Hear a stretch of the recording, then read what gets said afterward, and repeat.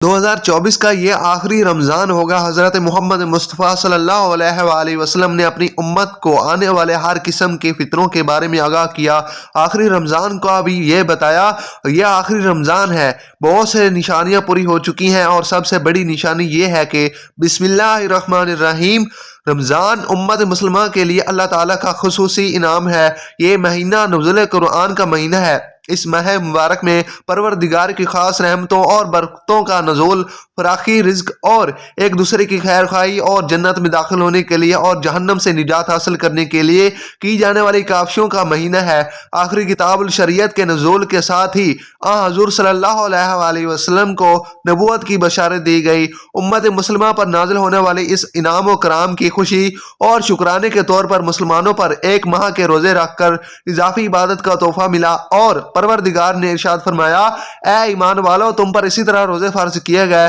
جیسے تم سے پہلے لوگوں پر فرض کیے گئے تھے تاکہ تم پرہیزگار بن جاؤ۔ اس آیت کریمہ سے وضاحت ہو رہی ہے کہ مسلمانوں سے پہلے بھی دیگر امتوں پر روزے فرض قرار دیے گئے تھے تاکہ وہ تقویٰ کے اعلیٰ درجات پر فائز ہو سکیں۔ رمضان المبارک کی اہمیت اور رسالت آپ صلی اللہ علیہ وآلہ وسلم کی اس حدیث مبارکہ سے بہت واضح ہو رہی ہے کہ جس میں آپ صلی اللہ علیہ وسلم نے فرمایا کہ اگر معلوم ہو جائے کہ آخری رمضان کی کیا اہمیت ہے تو امت کو تمنا کرے کہ سارا سال ہی روزہ ہوں اور سارے سال ہی روزے ہوں۔ رمضان المبارک کا یہ مقدس مہینہ ساری دنیا کے مسلمانوں کے لیے ذکر و فکر، تسبیح و تحلیق، کثیر تلاوت اور نوافل اور صدقہ خیرات کا باعث بنتا ہے۔ اس مہینے کو پا کر دنیا کا ہر مسلمان اپنے اپنے ایمان اور تقویٰ کے مطابق حصہ لے کر اپنے جسم اور روح کے لیے تقویت کا سامان فراہم کرتا ہے۔ اسی طرح حضور صلی اللہ علیہ وآلہ وسلم کی یہ حدیث مبارکہ کے روزے گناہوں سے بچنے کے لیے ڈال ہے۔ اس حدیث سے صاف واضح ہو رہا ہے کہ روزہ دار صرف اپنے آپ کو کھانے پینے سے ہی نہیں روکتا بلکہ روزہ دشت گوئی، بےہودہ اعمال، لڑائی جھگڑا اور گالی گلوچ سے بھی پرہیز کرنے سے اجتناب کرنے کا حکم بھی دیتا ہے کہ اگر اسی طرح کا کوئی معاملہ روزہ دار کو پیش آ جائے تو وہ مد مقابل کو صرف اتنا ہی کہہ دے میں روزے سے ہوں، اور وہ ایک بڑی معاشرتی برائی سے بچ سکے گا، کیونکہ ایک طرف اگر نیک اعمال کرنا باعث اجر و ثواب ہے تو دوسری طرف برائیوں سے اپنے آپ کو بچانا بھی انتہائی اہم ہے، جیسا کہ رسول اللہ صلی اللہ علیہ وسلم کا فرمان مبارک ہے۔ یا آپ نے صحابہ کرام سے دریافت فرمایا کہ کیا تم جانتے ہو کہ مفلس کون ہے؟ صحابہ کرام نے عرض کی جو شخص صاحب مال نہ ہو وہ مفلس ہے۔ آپ صلی اللہ علیہ وآلہ وسلم نے فرمایا کہ میری امت کا مفلس وہ ہے کہ جو قیامت کے دن نماز، روزہ اور زکوٰۃ جیسے اعمال اپنے ساتھ لے کر آئے گا، لیکن اس کے ساتھ ہی اس نے کسی کو گالی دی ہوگی، کسی پر تہمت لگائی ہوگی، کسی کا ناحق مال کھایا ہوگا، کسی کو ناحق قتل کیا ہو تو اس کی نیکیاں مظلوموں میں تقسیم کر دی جائیں گی، اور اگر اس کی تمام نیکیاں ختم ہو جائیں گی تو اس مظلوم کے گناہ اس کے نام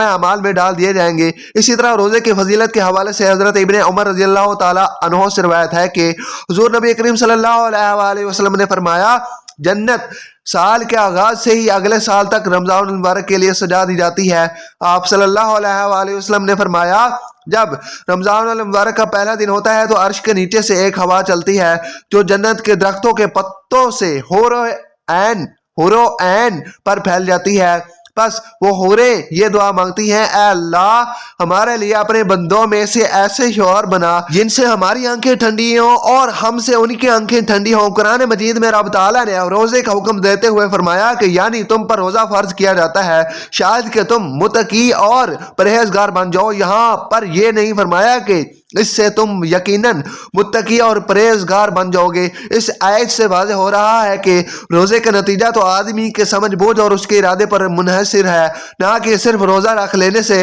اور جب تک انسان روزے کے اصل مقصد کو حاصل نہیں کر لیتا یعنی تقویٰ و پرہیزگاری، تبھی روزہ اس کے لیے فائدہ مند ہے۔ اگر اس نے روزہ رکھ کر تقویٰ و پرہیزگاری حاصل نہیں کی تو اسے کوئی فائدہ حاصل نہیں ہونے والا، حاصل ہونے کی امید بھی نہیں رکھنی چاہیے۔ رسول اللہ صلی اللہ علیہ وسلم نے اپنی امت کو آنے والے ہر قسم کے فتنے کے بارے میں نہ صرف خبردار کیا بلکہ مستقبل میں رونما ہونے والے اہم واقعات کے بارے میں بھی آگاہ کیا۔ خاص طور پر ظہور امام مہدی اور خروج دجال سے متعلق واقعات کو تفصیلاً بیان کیا ہے، یہاں تک کہ حق و باطل کے دونوں اماموں کے ظہور و خروج سے مقابل کے حالات کو قدر تفصیل سے بیان کیا، اور وہ نشانیاں خصوصی طور سے بیان کی کہ تاکہ کسی ان پڑھ جاہل مسلمان کو بھی حق و باطل کی پہچان میں کسی قسم کا شک و شبہ نہ رہے۔ اسی طرح حضرت مہدی کے ظہور سے متعلق بیان کی گئی احادیث کے بارے میں اسلاف کا یہ طریقہ چل رہا ہے کہ اس کے متعلق نشانیوں کو ہمیشہ اپنے سامنے رکھ دے تاکہ حضرت امام مہدی کے ظہور کے وقت حق و باطل کے درمیان ہونے والے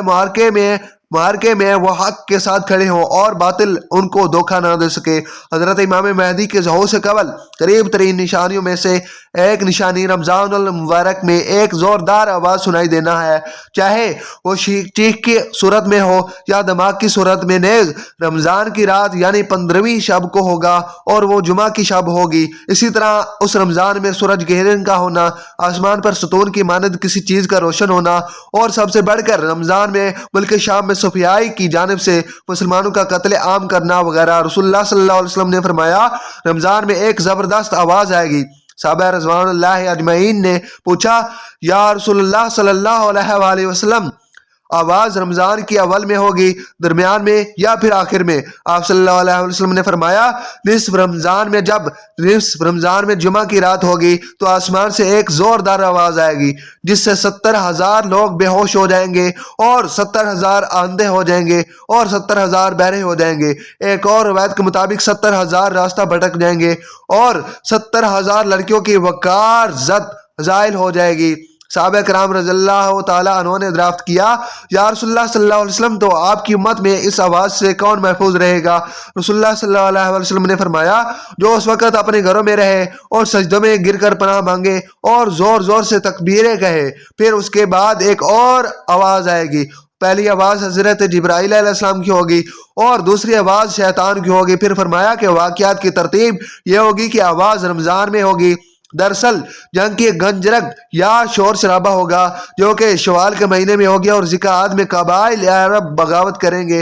اور ذی الحجہ میں حاجیوں کو لوٹا جائے گا۔ رہا محرم کا مہینہ، ابتدائی حصہ میں میری امت کا لیے آزمائش ہے کہ اس کا آخری حصہ میری امت کے لیے نجات ہے۔ اس دن وہ سواری ہم قضائے کہ جس پر وہ سوار ہو کر مسلمان نجات پائے گے، اس کے لیے 1,00,000 سے زیادہ قیمت والے اس مکان سے بہتر ہوگی جہاں کھیل و تفریح کا سامان ہوگا۔ رسول اللہ صلی اللہ علیہ وسلم نے فرمایا رمضان میں ایک آواز سنائی دے گی، شوال میں شور شرابہ ہوگا اور ذی-القعدہ میں قبائل کی باہمی کشمکش۔ اس سال حاجیوں کو لوٹا جائے گا اور منع میں بڑا کشت و خون خرابہ ہوگا، بہت سے لوگ قتل کیے جائیں گے۔ وہاں اس وقت خون ریزی ہوگی جبکہ وہ جملہ عقبہ میں ہوگے اور محرم میں ایک ندا دینے والا آسمان سے ندا دے گا کہ جان لو یہ مہدی اللہ کا خلیفہ ہے، اس کی سنو اور اطاعت کرو۔ حضرت عبداللہ بن مسعود رضی اللہ تعالیٰ عنہ سے روایت ہے کہ رسول اللہ صلی اللہ علیہ وسلم نے فرمایا رمضان میں چیخ سنائی دے گی تو شوال میں شور شرابہ ہوگا اور ذی-القعدہ میں قبائل کی بغاوت ہوگی، اور ذی-القعدہ میں خون، اور محرم کا مہینہ تو کیا ہی مہینہ ہے۔ تو پوچھا یا رسول اللہ صلی اللہ علیہ وسلم یہ چیز کیسی ہوگی؟ تو آپ صلی اللہ علیہ وسلم نے فرمایا 15 رمضان المبارک جمعے کی رات کو دھماکہ ہوگا، سونے والوں کو بیدار کرے گا، کھڑے ہونے والوں کو بٹھا دے گا، شریف ذاتیاں ہوگی اپنے خلوت گاہوں سے جمعہ کی رات کو نکل آئیں گی۔ اس سال زلزلے کثرت سے آئیں گے۔ جب تم جمعہ کی دن فجر کی نماز پڑھ لو تو اپنے اپنے گھر میں داخل ہو کر دروازے اور کھڑکیاں بند کر لینا، اپنی چادریں اوڑھ لینا، اپنے کان بند کر لینا۔ جب تمہیں چیخ کا احساس ہو تو اللہ کے سامنے سجدہ ریز ہو جانا اور یہ پڑھنا کہ اللہ پاک ہے، وہ ذات جو نقائص سے پاک ہے، تو جو ایسا کرے گا وہ نجات پائے گا، جو ایسا نہیں کرے گا وہ ہلاک ہو جائے گا۔ محمد بن علی رحمۃ اللہ علیہ کا قول ہے کہ 2 نشانیاں ہیں جو زمین و آسمان کی تخلیق سے خراج تک نہیں نظر آئیں۔ پہلے رمضان المبارک کی رات چاند گرنے لگے گا، دوسری 15ویں رمضان کو سورج گرنے لگے گا۔ جب سے اللہ نے زمین و آسمان کو پیدا کیا ایسا نہیں ہوا۔ یہ بات حقیقت ہے کہ سورج گرہن ہمیشہ چاند کی شروع کی تاریخوں میں لگتا ہے اور چاند گرہن ہمیشہ ایام 20 یعنی 13، 14 اور 15 کی تاریخ کو ہمیشہ ہوتا ہے، لیکن ظہور مہدی سے ماہ قبل رمضان المبارک میں یہ ترتیب بدل جائے گی۔ حضور صلی اللہ علیہ وسلم نے فرمایا لوگوں قیامت سے پہلے ایک دن ایک رمضان ایسا آئے گا جس میں ایسی شدید آواز آئے گی اور دنیا میں کوئی نہیں بچ سکے گا، کوئی جان نہیں بچے گی۔ آواز کہاں سے آئے گی؟ آپ صلی اللہ علیہ وسلم نے فرمایا اگر رمضان میں ایسی آواز سنائی دے جس کا کوئی کھوج نہیں لگایا جا سکتا تو پھر 1 سال کا رزق اپنے گھروں میں سمیٹ کر رکھ لینا کہاں کی عقل مندی ہے۔ حضرت جابر رضی اللہ تعالیٰ عنہ فرماتے ہیں کہ میں نے رسول اللہ صلی اللہ علیہ وسلم کو یہ فرماتے سنا، یہ میری امت میں ایک جماعت یوم قیامت اکثر بلندی کے ساتھ حق کے لیے برسر پیکار رہے گی۔ اس سے معلوم ہوتا ہے کہ مومنین کی ایسی جماعت قیامت کی دن تک زندہ رہے گی، مگر مندرجہ ذیل حدیث طیبہ میں صراحت ہے کہ قیامت سے پہلے تمام مومنین کو موت آ جائے گی، قیامت کے دن کوئی مومن زندہ نہ ہوگا۔ حضرت علی رضی اللہ تعالیٰ عنہ سے پوچھا گیا کہ وہ کون سا عمل ہے جیسے موت کے وقت موت پھر انسان کی تعظیم کرتے ہیں، اس کی روح سکون سے قبض کرتے ہیں؟ تو حضرت علی رضی اللہ تعالیٰ عنہ نے ارشاد فرمایا شخص وہ 3 عمل یہ ہیں جو انسانیت 3 عمل کرتا ہے تو فرشتہ موت اس کی تعظیم کرتا ہے، یوں وہ اپنے ملک الحقیقی سے ملتا ہے۔ جب حضور صلی اللہ علیہ وسلم کی وفات کا وقت قریب آیا تو آپ صلی اللہ علیہ وسلم نے فرمایا کیا میری امت کو موت کی تکلیف برداشت کرنی پڑے گی؟ تو فرشتے نے کہا جی ہاں کرنی پڑے گی۔ آپ صلی اللہ علیہ وسلم کی آنکھ مبارک سے آنسو جاری ہو گئے تو اللہ تبارک و تعالیٰ نے فرمایا اے محمد صلی اللہ علیہ وسلم، آپ کی امت اگر ہر نماز کے بعد آیت الکرسی پڑھے گی تو موت کے وقت اس کا 1 پاؤں دنیا میں ہوگا اور دوسرا پاؤں جنت میں ہوگا۔ حضرت سیدنا ابو امامہ رضی اللہ تعالیٰ عنہ فرماتے ہیں کہ رسول اللہ صلی اللہ علیہ وسلم نے فرمایا جو شخص ہر فرض نماز کے بعد آیت الکرسی پڑھے اس کو جنت میں داخل ہونے سے موت کے سوا کوئی چیز نہیں روک سکتی۔ ام المومنین سیدہ عائشہ صدیقہ رضی اللہ تعالیٰ عنہ فرماتی ہیں کہ میں نے نبی کریم صلی اللہ علیہ وسلم کو دیکھا کہ جب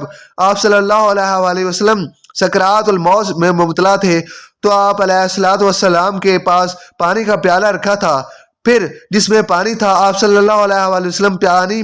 پانی کے پیالے میں اپنا ہاتھ ڈبوتے اپنے چہرے مبارک پر پھیرتے اور یوں فرماتے ہیں اے اللہ موت کی سختی دور کرنے کے ساتھ میری مدد فرما۔ اللہ رب العزت ہمیں بھی موت کی سختی سے محفوظ رکھے، آمین۔ ناظرین ہمارے چینل کو سبسکرائب کریں اور ساتھ میں لگے بیل آئیکن کو دبا دیں تاکہ ہماری نیو آنے والی اسلامک ویڈیو اب تک لازمی پہنچ سکے۔ اپنا اور اپنے پیاروں کا خیال رکھیں، ملتے ہیں کہ اگلی اسلامک ویڈیو میں، تب تک کے لیے اللہ حافظ۔